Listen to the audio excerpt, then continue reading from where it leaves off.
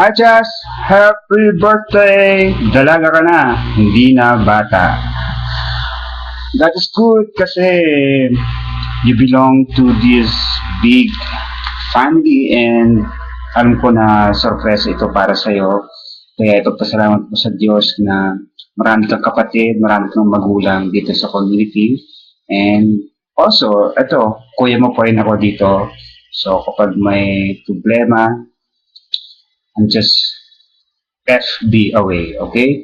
So, ayun, regarding dun sa talent mo, sana ma-develop po pa yan, yung pagtugtog mo, tsaka pagkanta.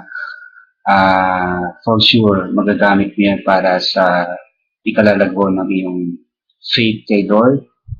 Continue mo rin yung service.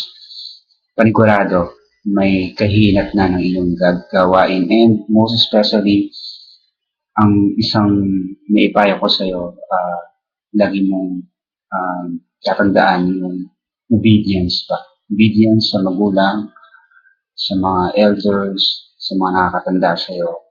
Dahil nasa kanila ang wisdom na galing kay Lord. So sana maging masaya ka. And one thing pala, don't take seriously yung mga